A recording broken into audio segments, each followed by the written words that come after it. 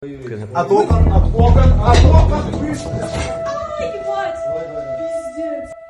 블라디미르 푸틴은 우크라이나를 쉽게 정복할 수 있다고 생각했습니다. 그는 키예프, 리비우, 하르키우의 발전소, 인프라, 시설 및 민간 목표에 대한 대규모 공격을 시작했습니다. 수십만 명의 우크라이나 시민들이 암흑 속에 남겨졌지만 정전에도 불구하고 그들을 위협하는 데 실패했습니다. 키이우 주민들은 굴하지 않고 추운 날씨에도 피크닉을 조직하고 있습니다. 모든 어려움에도 불구하고 그들은 푸틴에 맞서고 있습니다. 러시아는 그들을 꺾지 못했고 업보는 부메랑처럼 돌아와 러시아를 강타했습니다. 하지만 문을 열어. 그래, 젠장. 뻥갈로. 이제 이것은 논란이 될 주제입니다. 유튜브가 이를 홍보하지 않더라도 상관없습니다. 어쨌든 진실을 밝힐 것입니다.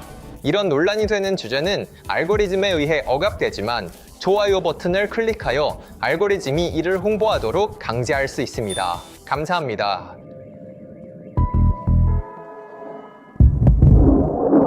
여기는 벨가르드입니다. 이곳은 전쟁이 시작된 이후 가장 파괴적인 공격을 견디며 생존을 위해 고군분투하고 있습니다. 1월 24일 밤 이 러시아 국경 마을은 지옥을 경험했습니다.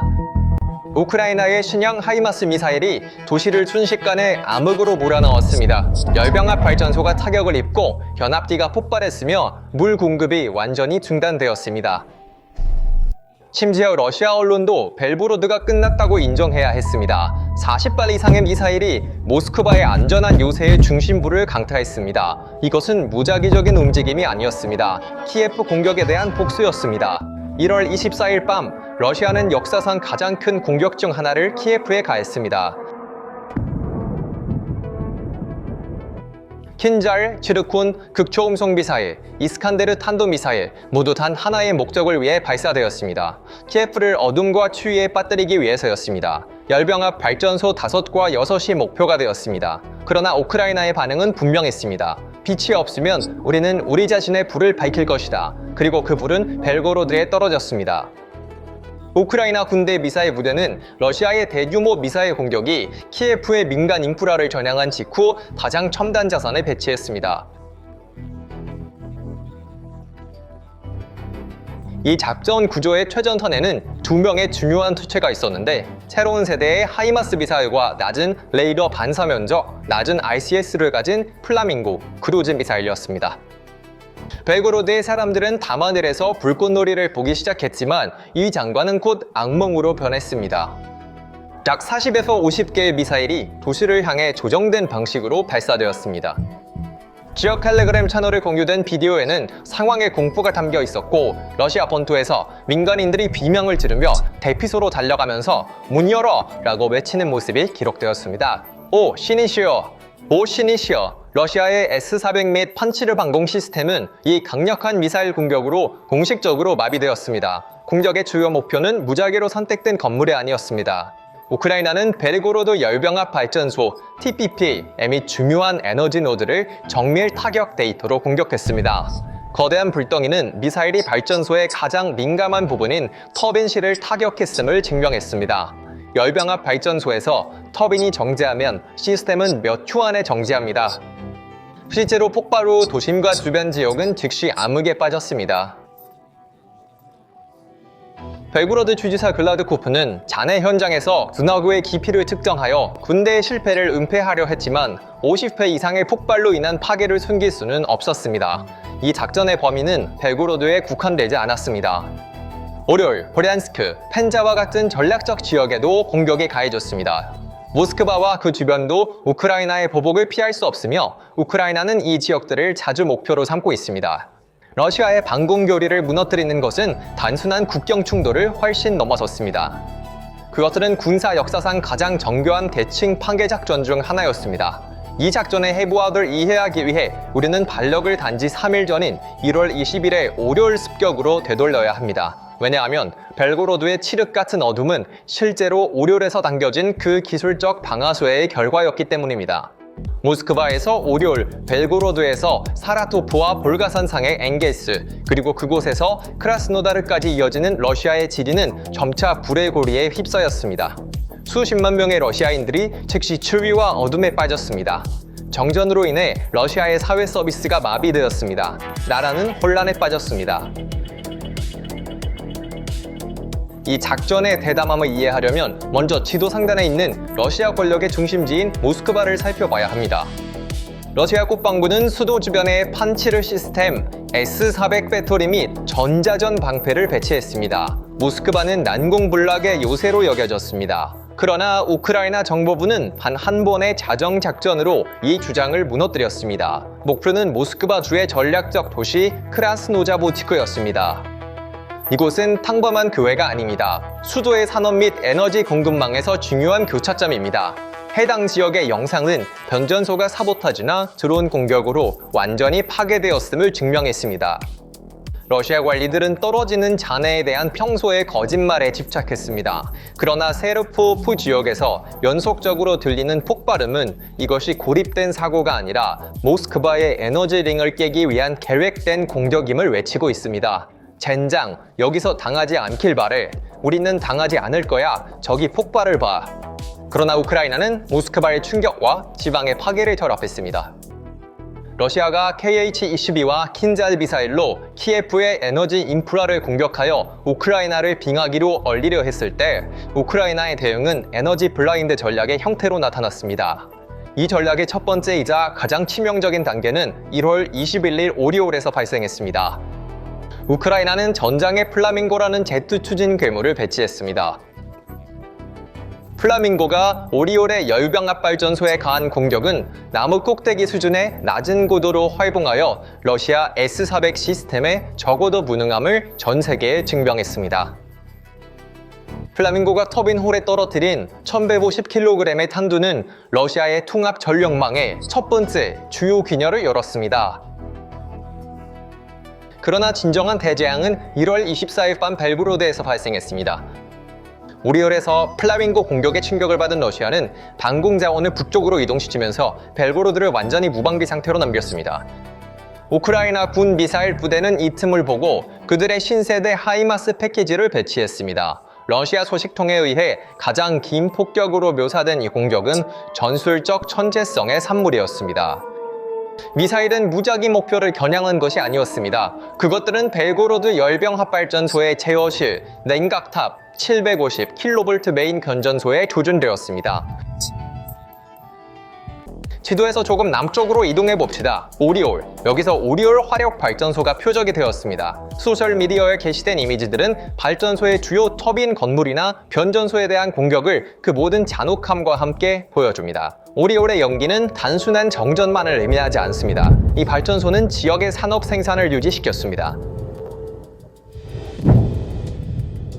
드론이 오리올의 중심부까지 깊숙이 침투하여 정확하게 발전소를 타격할 수 있었다는 사실은 러시아의 방공망이 완전히 허술하다는 증거입니다. 밤새 사라토프와 엥겔스 주민들은 하늘을 가르는 엔진 소리와 이어지는 폭발음에 잠에서 깼습니다. 사라토프와 펜자 공항은 즉시 폐쇄되었습니다. 항공편이 중단되었고 하늘은 민간 항공에 폐쇄되었습니다. 특히 엥겔스는 러시아 전략 폭격기의 기지이기 때문에 매우 중요합니다. 우크라이나 드론이 이곳의 방공망을 뚫고 도시로 침투했다는 사실은 러시아 군대의 가장 귀중한 자산조차도 이제 갇혀있음을 보여줍니다. 그리고 가장 약하고 비극적인 연결고리인 크라스노다르와 아프리프스키. 이곳에서 전쟁은 비극에서 치욕으로 변했습니다. 우크라이나 드론이 지역에 접근하자 러시아 방공포대는 당황했습니다. 우리의 소유에 있는 비디오 증거는 러시아 군대가 발사한 S-300 미사일이 경로를 벗어나 아프리프스키의 민간 주택을 직접 파격하는 모습을 보여줍니다. 이미지는 끔찍합니다. 보호해야 할 군대에 의해 집의 지붕이 폭파됩니다. 다른 각도에서 우리는 불길에 휩싸인 집과 무력한 민간인들을 봅니다. 이것은 사고가 아닙니다. 훈련 부족, 공포, 그리고 구식 기술의 치명적인 조합입니다. 우크라이나를 막으려다 러시아는 자국민을 폭격하고 있다. 벨고로드에서도 같은 혼란이 벌어졌습니다. 미추린스카야 수력 발전소와 그 주변이 미사일에 의해 공격당했으며 방공망은 불충분했습니다. 우크라이나는 또한 러시아 분대의 물류 생경선인 예이스크에 또 다른 타격을 가했습니다. 아조프의 연안에 위치한 이 도시는 전략적 공군기지와 군항을 갖추고 있어 러시아 남부전선을 지원하는 가장 중요한 기관입니다. 여기서의 공격은 매우 효과적이어서 현지 소식통과 유출된 보고서에 따르면 정확히 8만 명의 사람들, 군인들, 그리고 공군기지가 몇 초 만에 완전한 어둠 속에 갇혔다고 합니다. 생각해보세요. 8만 명입니다. 이는 중간 규모의 유럽 도시 전체를 폐쇄하는 것과 같습니다. 예이스크의 변전소 폭파는 민간인에게만 영향을 미친 것이 아니라 공군기지의 레이더 시스템, 연료 펌프, 탄약 적재 크레인도 중단시켰습니다. 모스크바를 보호하려던 러시아 국가 방위군은 예이스크, 즉 후방분을 완전히 무방비 상태로 남겨두었습니다. 그리고 공격의 물결은 거기서 멈추지 않았습니다. 우크라이나는 외과의 사바 테이블 위에 놓인 것처럼 러시아의 에너지 지도를 펼쳐 가장 약한 지점을 표시했습니다. 점령된 멜리토폴에서 하늘을 가로지르는 레이저 같은 수직 방선은 러시아 점령군에 전력을 공급하던 330kV 주 송전선이 끊어졌다는 시각적 증거였습니다. 이 일련의 공격은 러시아의 본국 전선에 돌이킬 수 없는 심리적, 구조적 균열을 일으켰습니다. 그 영향은 전장에서의 패배보다 훨씬 깊이 들어가 집단 무의식에까지 이른다. 첫 번째이자 가장 파괴적인 효과는 국가 테러와 보안 실패입니다. 키예프 시장 비탈리 클리치쿠가 러시아의 공격에도 불구하고 6천 가구의 난방을 복구한 반면 푸틴이 자신의 수도 바로 옆에서 발생한 화재를 진압하지 못하는 것은 러시아 국민에게 치명적인 영향을 미치고 있습니다. 크라스노다르에서 자국 군대에 의해 타격을 입은 그 집은 러시아 국민에게 전환점이 되고 있습니다. 지금까지 푸틴의 거래는 나에게 복종하면 우크라이나로부터 보호해주겠다는 것이었습니다. 아피프스키에서 온 이미지들이 그 거래를 찢어버렸습니다. 러시아 시민들은 이제 누가 나를 죽일 것인가? 우크라이나 드론인가? 아니면 우리 자신의 당황한 S-300인가? 라고 묻고 있습니다. 공습병보가 울리면 사람들은 더 이상 적이 아닌 자신들의 보호자를 두려워하며 대피소로 달려갑니다. 이것은 정권의 시작과 끝입니다. 두 번째 영향은 산업 및 에너지 실명입니다. 러시아는 겨울에 영하 20, 30도의 기온을 경험하는 나라입니다. 이런 기후에서 정전은 단순한 어둠이 아닙니다. 그것은 봉결 명령입니다. 전기가 나가면 중앙 난방 시스템의 순환 펌프가 멈춥니다. 파이프 안에 뜨거운 물 흐름이 차단되고 몇 시간 안에 그 물이 얼어 팽창하여 내부에서 파이프를 터뜨립니다. 이 시나리오는 현재 러시아 내륙 지역에서 공격이 아닌 방치로 인해 발생하고 있습니다. 이르쿠츠크에서는 변압기가 얼어 폭발하고 사람들이 집에서 얼어가고 있습니다. 코미 봉화국에서는 전력선이 노후화로 인해 붕괴되고 있습니다. 우크라이나의 공격은 이러한 자연적인 부패를 가속화하고 있습니다. 예이스크나 모스크바 교외에 파열된 파이프를 수리하는 데는 전쟁이 끝난 후에도 몇 달이 걸릴 것입니다. 벽 안의 배관은 완전히 교체해야 할 것입니다. 이는 러시아 경제에 수십억 루블의 예측할 수 없는 전쟁 보상입니다. 우크라이나는 러시아를 오늘뿐만 아니라 다음 10년 동안 벌주고 있습니다. 전쟁은 국경에 머물지 않았습니다.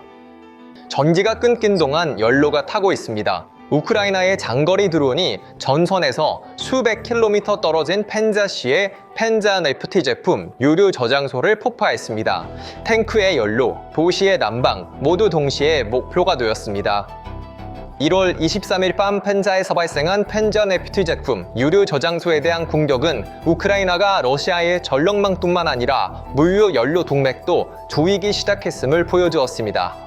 1월 20일 플라밍고 공격으로 시작된 이 과정은 1월 24일 벨그로드의 공식 종료로 절정에 달했습니다. 우크라이나는 러시아의 기술적 약점, 네트워크 연결, 레이더 사각지대를 외과적 정밀도로 이용하여 전쟁을 러시아의 가장 전략적인 지점으로 가져오는 데 성공했습니다. 벨그로드의 정전과 오리올에서 플라밍고가 만든 대규모 잔해는 러시아 연방의 전체 에너지 구조를 흔든 거대한 에너지 도미노 효과의 첫 번째 도미노입니다. 이것이 왜 재앙인지 이해하려면 통합 전력 시스템으로 알려진 러시아의 복잡한 구조를 살펴봐야 합니다.